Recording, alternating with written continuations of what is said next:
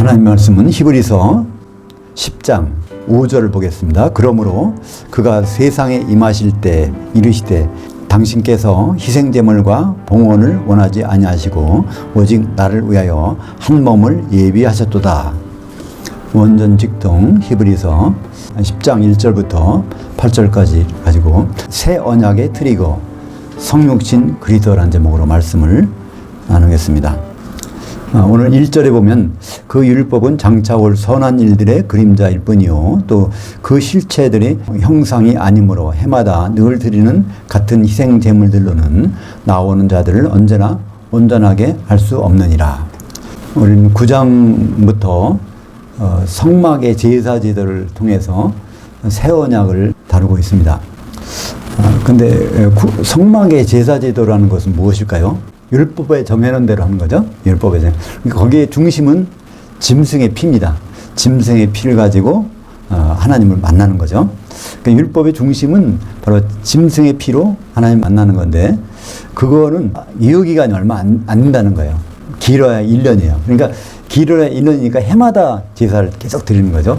골로새서 2장 17절 이것들은 장래 일들의 그림자이나 실체는 그리스도의 것이니라. 그래서 그 실체와 그림자라는 단어가 있습니다. 율법이라는 건 그림자라는 거예요. 앞으로 오실 그것에 대해서 미리 알려주고 있다는 것입니다. 오늘 말씀 2절 보겠습니다. 그렇지 아니하면 섬기는 자들이 단번에 정결하게 되어 다시 죄를 깨닫는 일이 없으리니 어찌 희생제물을 드리는 일을 그치지 아니하였으리요. 그러니까 대속죄일 날 그때 제사를 지내고 나면 다시 죄 때문에 그런 일을 할 필요 없을 텐데 매년 한단 말이에요. 그러니까 그것은 그림자지 실체가 아니라는 것을 설명하고 있는 것이죠. 로마서 3장 20절 볼까요? 율법은 어떤 용도인가? 우리가 율법을 잘 지켜서 영생을 얻을 수 있는가? 그렇지 않다는 거죠. 그러므로 율법의 행위대로 그의 앞에 의롭다 하심을 얻을 육체가 없나니 율법으로는 죄를 깨달음이다. 율법은 거울과 같은 거죠. 거울이 없으면 내가 더러운지 깨끗한지를 모르잖아요. 근데 거울이 보면 그걸 알 수 있어. 근데 거울만 뚫어지게 본다고 내가 깨끗해질 수 있나요? 그렇지 않죠? 그러니까 율법 용도는 그런 것입니다. 3절 보겠습니다. 그러나 이 희생제물들에는 해마다 죄를 기억하게 하는 것이 있나니 이는 황소의 피와 염소의 피가 죄를 없이 하지 못함이라. 그러니까 매년 이 피를 가지고 제사를 드리지만 이걸 통해서 뭐예요? 우리는 계속해서 죄가 있구나. 이걸 어떻게 해결해야 될까? 이런 생각을 하게 된다는 것입니다. 출애굽기 30장 10절 아론이 1년에 한 번씩 이 향단불을 위하여 속죄하되 속죄제의 피로 1년에 한 번씩 대대로 속죄할 것이니라. 이것을 읽으면서 어떤 생각이 드세요? 1년에 한 번씩이라는. 그러니까 이것은 효력이 별로 없구나. 그죠? 구약의 그 많은 제사를 율법을 통해서 100% 드려도 그 효력은 얼마 못 가는구나. 그걸 알 수 있다는 거죠. 오늘 5절에 중요한 말씀이 있습니다. 우리 핵심적인 말씀이라고 볼 수 있는데요. 10장 5절. 그러므로 그가 세상에 임하실 때 이르시되 당신께서 희생제물과 봉헌을 원하지 아니하시고 오직 나를 위하여 한 몸을 예비하셨도다. 일단 여기까지 보겠습니다. 히브리서는요. 항상 구약에 있는 내용을 가지고 설명을 해요. 이 히브리서 10장 5절에 있는 내용이 시편 40편 6절 상반절에 있습니다. 한번 볼까요? 주께서 희생제물과 예물을 기뻐하지 아니하시며 내 귀들을 뚫으셔서 이런 얘기입니다. 시편 40편은 다윗이 기록했습니다. 다윗이 기록한 거예요. 주님은 희생제물, 그 짐승의 피 같은 거를 원하지 않고 내 귀를 뚫으셨다는 거예요. 이 귀를 뚫었다는 건 무슨 의미일까요? 우리가 수많은 말씀을 듣지만 기가 막히면 이해가 안 가잖아요. 나를 하나님의 뜻이 무엇인가를 이해하게 해주셨다. 그런 말씀이 이제 시편 40편 6절입니다. 그거를 똑같이 번역하지 않고 어떻게 번역했어요? 거기서 오직 나를 위하여 한 몸을 예비하셨다. 전혀 다른 말로 들리잖아요. 근데 그것을 70인역으로 성경을 예수님 오시기 주전 280년 전에 그때 72명이 모여서 알렉산드리아, 이집트 알렉산드리아에서 번역을 한 게 있어요. 헬라어로. 그 당시에 국제어인 헬라어로 번역했습니다. 히브리 말을 헬라어로 번역한 그 성경을, 최초의 번역 성경을 우리가 70인역이라고 그래요. 원래는 72인역인데 2를 빼고서 그냥 70인역이라고 합니다. 그 역에서는 번역은 이렇게 해놨습니다. 주께서 희생제물과 예물을 기뻐하지 아니하시며 나를 위하여 한 몸을 예비하셨도다. 귀를 뚫었다는 얘기가 아니라 한 몸을 예비하셨도다. 이렇게 번역을 했단 말이에요. 근데 그 번역을 가지고 오늘 히브리서 10장 5절에는 그걸 그대로 쓴다는 거예요. 이걸 통해서 우리는 뭘 한번 생각해 볼 수 있을까요? 구약도 성령이 기록하게 됐어요. 그죠? 히브리서 쭉 보면 그래요. 성령이 기록하시되, 성령이 말씀하시되, 다윗이 말한 거나 모세가 말한 거나 뭐 다 성령이 말씀하시되, 그러니까 구약 성령도 다 성령이 기록시켜서 사람이 기록했지만, 그리고 신약 사도들의 말씀도 결국 성령을 통해서 사도들이 기록한 거예요. 저자가 똑같으니까 그것이 의미 똑같아야 될 텐데, 여기에서 히브리서 기자는 만약에 사도 바울이라고 하면 시편 40편 6절에는 그 내용을 얻어 옮기지 않고 그걸 헬라어로 번역한 72역 같다고 했을까요? 그러니까 이것은 바로 히브리서 10장의 내용은 예수님의 성육신을 설명하기 위해서 거기에 가장 적절하니까 그거를 재료로 쓴 겁니다. 시편을 그대로 쓴 것이 아니라 시편을 헬라어로 번역한 것을 그걸 갖다고 이제 해서 이걸 기록했다는 거예요. 그러니까 하나님은 그 하나님 뜻을 맞춰가기 위해서 그것을 이렇게 사용할 수 있다는 것을 보여주는 것입니다. 그러니까 다윗이 내 귀를 뚫으셨다는 것을 우리가 너무나 막연하잖아요. 하나님의 어떤 그 계획을 다 알게 해주셨다는 뜻인데 하나님의 계획을 알게 하신 거의 핵심이 바로 예수님이 사람의 몸으로 성육신 하셔서 바로 제물로 되게 하셨다. 그것을 설명하기 위해서 여기선 70인역 갖다가 그대로 쓰는 것이 낫겠다. 그래서 그걸 갖다가 기록했다고 볼 수 있습니다. 여하튼 이것은 히브리 성경 그대로가 아니라 그것을 번역한 것을 갖다가 이것을 썼습니다. 그 목적은 바로 짐승의 제물이 아니라 하나님이 사람이 되신 그걸 가지고 이것을 기록하기 위해서 거기에 썼습니다. 6절 보겠습니다. 번제와 속죄제는 기뻐하지 아니하시니 이에 내가 말하기를 그 하나님이여 보시옵소서 두루마리 책에 나를 가리켜 기록된 것 같이 당신의 그 뜻을 행하러 왔나이다 하셨느니라. 이것들도 계속 좀 시편 갖다가 여기다가 쓰는 거예요. 그래서 결국 거기서 나라는 것은 다윗입니다. 근데 다윗이 뭐래요? 다윗의 입장은 그리스도의 입장에서 말하는 거예요. 뭐 다윗이 말은 하고 있지만 그리스도의 입장에서. 그러니까 시편에 나오는 것 대부분은 그 사람이 기록한 사람이 다윗이건 다른 사람이 관계없이 메시아의 입장에서 했다는 것을 우리는 생각해야 됩니다. 그러니까 우리가 시편 읽으면서 거기다 나를 대입해서 하는 경우가 많아요. 그것은 어떻게 보면 뭐 거룩한 볼 수 있지만 그건 성경을 잘못 이해하는 것입니다. 성경의 기록은 구약 성경 시편까지도 누구에 대해서? 예수님에 대해서 기록한 거예요. 그걸 통해서 나를 대입시킬 것이 아니라 예수님이 그런 모습으로 말씀하시는 거야. 그런 모습으로 나타나시는구나. 이렇게 우리가 받아들이고 이해해야 된다는 것입니다. 시편 40편 6절 하반절부터 8절까지 한번 보겠습니다. 이걸 봐야 이제 히브리서가 이해가 되니까 그렇습니다. 번제와 속죄제를 요구하지 아니하신다 하신지라 그때 내가 말하기를 내가 왔나이다. 나를 가리켜 기록한 것이 두루마리 책에 있나이다. 나의 하나님이여 내가 당신의 뜻 행하기를 즐겨오니 당신의 법이 나의 심중에 있나이다 하셨느니라. 그러니까 다윗이 계속 이 말하지만 이때 나는 예수님인데 예수님이 원래 하나님이신데 하나님이 괜히 사람의 몸을 입고 일을 한다는 것을 계속 말씀하시는 것입니다. 그죠? 우리는 보통 그냥 예수님이 사람 몸을 입으셨대 적당히 생각하지만요. 우리가 만약에 어떤 개미를 구원하기 위해서 개미의 몸을 입고 개미 굴 속에 들어가서 활동한다고 생각해 보세요. 얼마나 불편할까요? 하나님이 사람이셨다는 것은 그분의 엄청난 희생입니다. 그죠? 그것을 계속 우리가 여기서 이제 말하고 있는 것이죠. 8절 보겠습니다. 위에서 말씀하시기를 그분께서는 희생제물과 봉헌과 번제제는 원하지도 아니하시고 기뻐하지도 아니하신다 하셨고 이거 전부 다 시편을 그냥 히브리서 기자가 옮겨 쓴 거예요. 다윗이 말한 거를 이제 옮겨 쓴 겁니다. 9절 보겠습니다. 그 후에 그가 말씀하시기를 보시옵소서 내가 그 하나님의 뜻을 행하러 왔나이다 하셨으니 그 첫째 것을 폐하심은 둘째 것을 세우려 하심이라. 여기서 말하는 대화가. 내가 왔나이다. 그러니까 예수님이 사람의 몸을 입고 왔다는 것은 이제 강조하는 성육신했다는 걸 나타내는 것입니다. 왜냐하면 그 많은 번제와 희생제물, 그거는 유효기간이 얼마 안 되니까 진짜 유효기간이 있는 거, 유효기간이 없는 거. 그러니까 하나님이 사람의 몸을 입고 왔다는 것. 그래서 첫째 것을 폐하심은 둘째 것을 세우려 하심이라. 첫째 것은 무엇일까요? 지금까지 제물, 율법에 정한 제물만. 율법에 정한 제물은 전부가 첫 언약이에요. 그러니까 첫 언약이 어떤 언약일까요? 에레미야서 31장 31절에 보면 새 언약은 어떻게 됐어요? 그 새 언약을 정할 때 뭐라고 하냐면 이스라엘 백성들이 나와의 언약을 파했다. 그러니까 그때 이스라엘은 애굽에서 종살이하던 출애굽할 때의 이스라엘 말하는 거예요. 그러니까 출애굽할 때 이스라엘이 광야에 나와서 했던 그때 율법책을 누가 줬을까요? 시내산에서 모세가 받았잖아요. 그러니까 그 율법책 자체가 그냥 언약책이에요.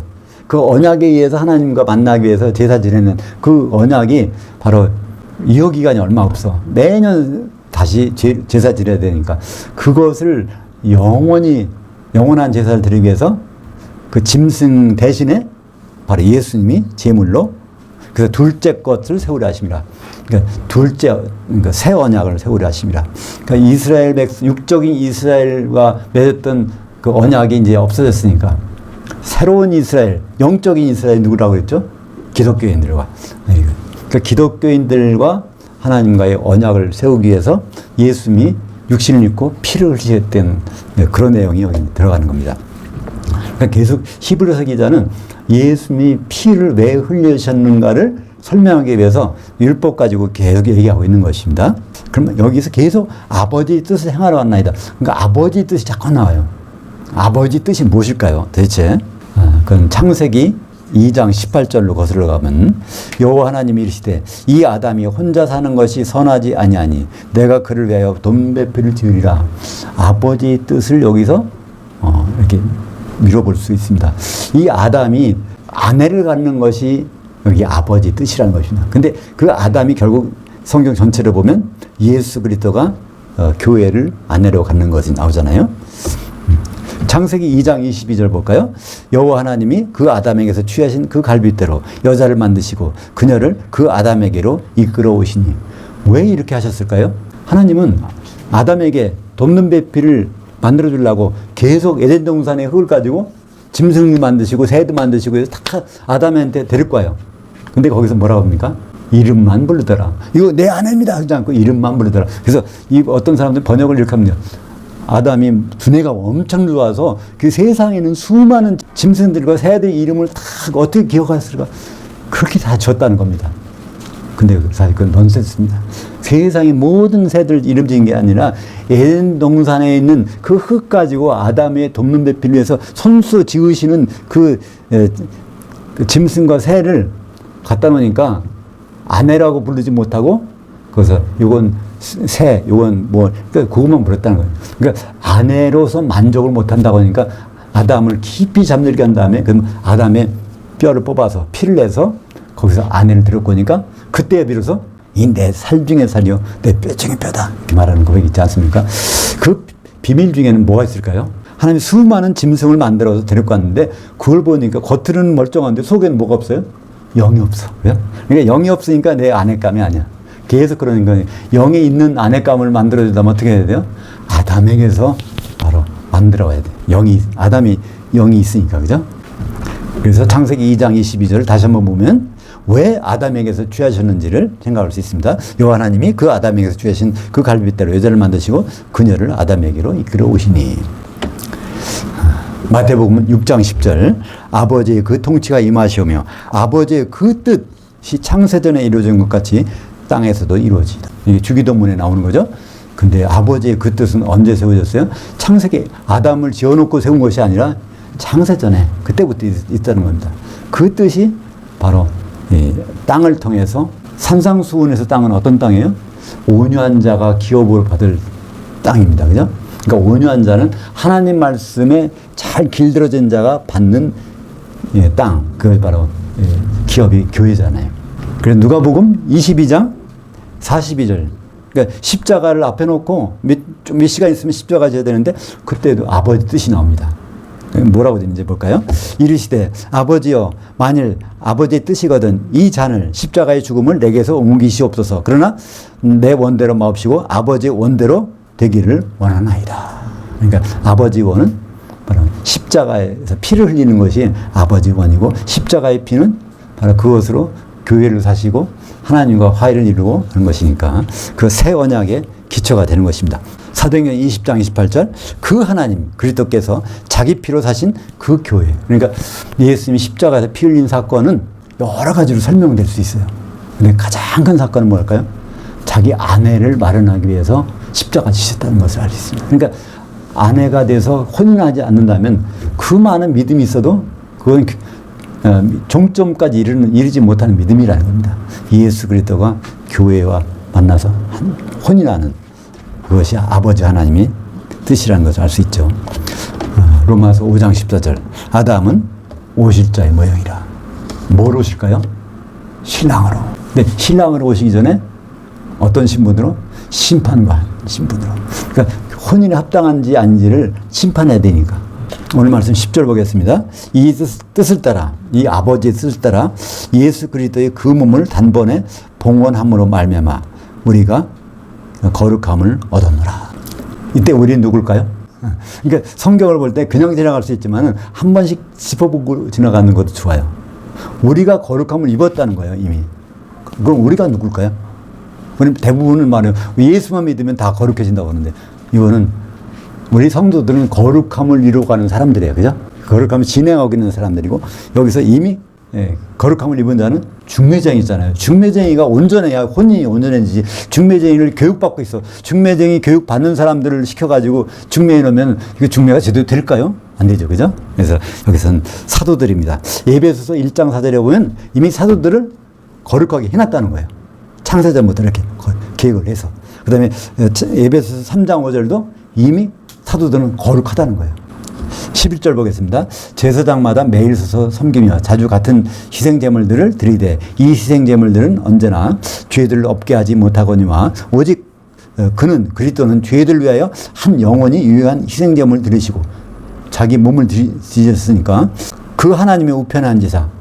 예수님은 희생제물을 드리시고 어떻게 하나님 우편에 앉으는 그 자리가 어디예요?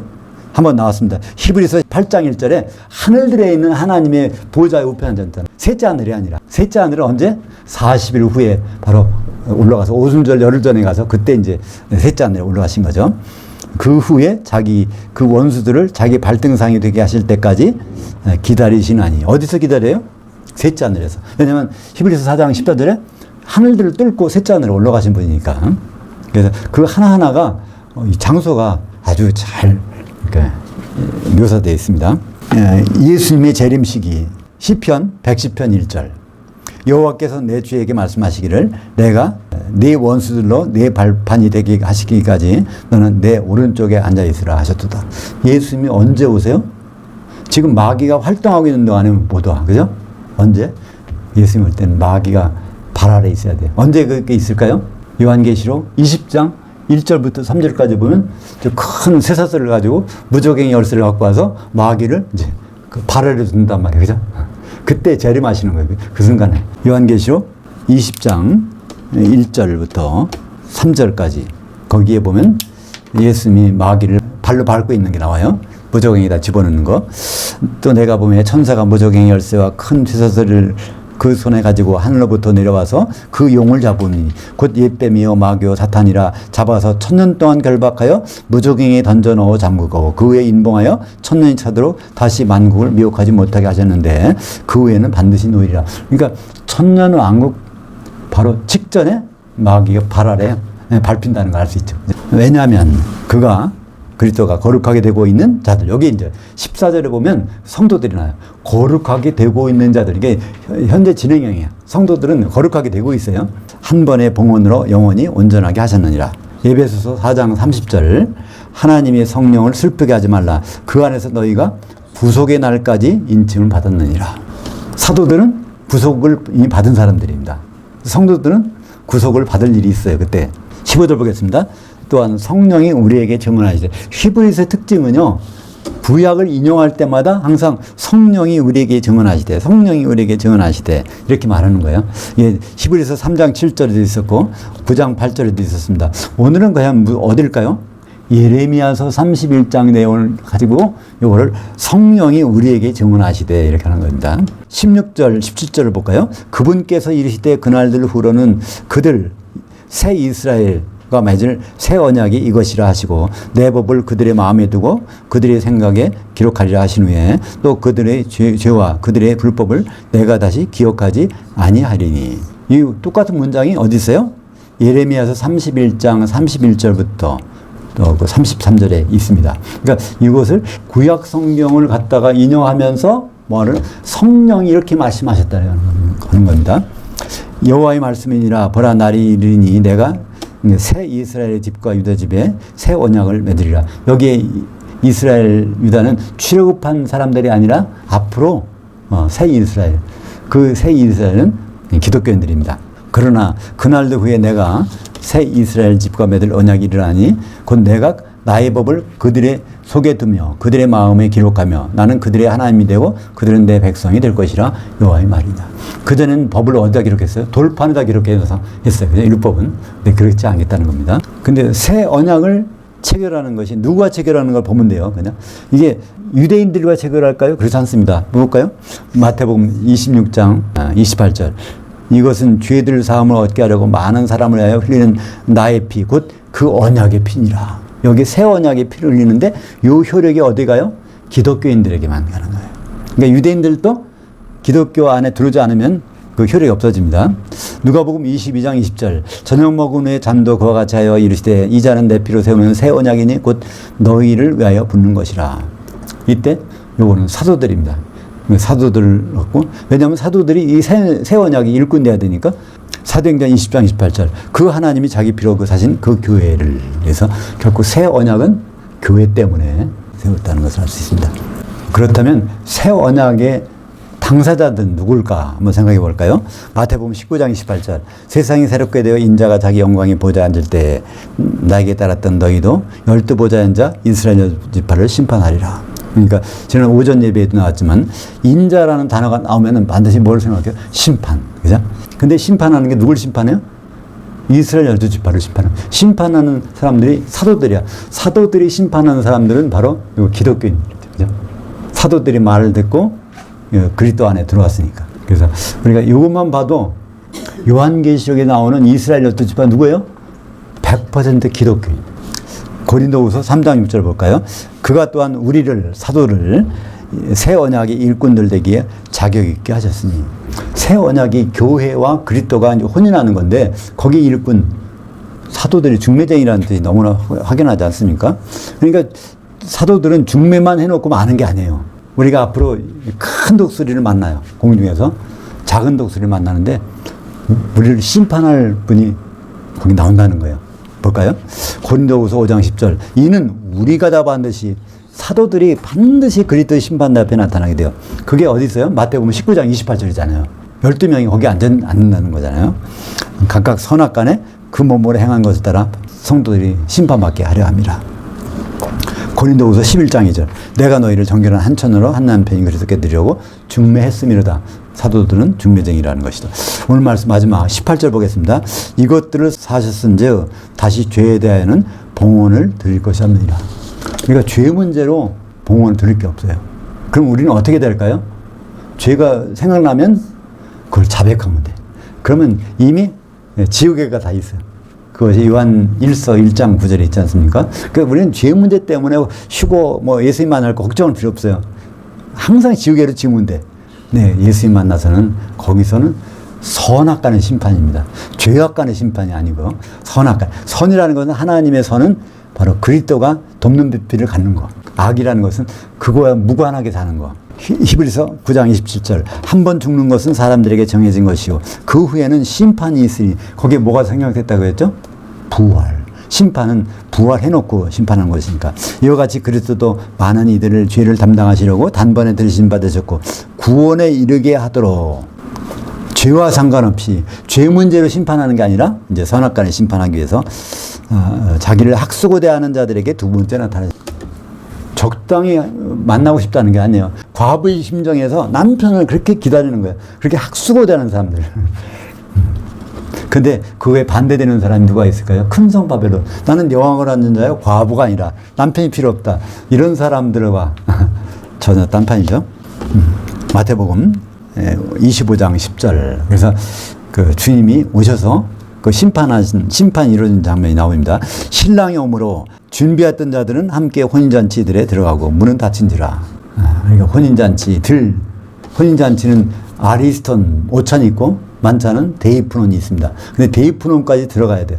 그 어떻게 들어가요? 준비하고 있던 기름, 성령의 기름을 준비하는데 성령의 기름이 하나 되게 하는 한 신부가 되도록 하는 기름이 있으면 그 만찬에 가는데 그렇지 못하면 이제 바깥 어두운데 쫓겨나는데 뭐 불바다에 가서 천년 동안 고생을 하는 것이죠. 기도하겠습니다. 하나님 아버지, 구약의 제사가 그림자고 신약의 완전한 제사, 예수님이 육신의 몸을 입고 우리를 위해서 피를 흘리신 것이 새 언약의 출발이라고 하셨으니 감사를 드립니다. 우리가 주님의 피값으로 사신 교회 잘 준비돼서 주님과 만나는 날 그 만찬에 들어갈 수 있도록 인도하여 주시옵소서. 예수님 이름으로 기도합니다. 아멘.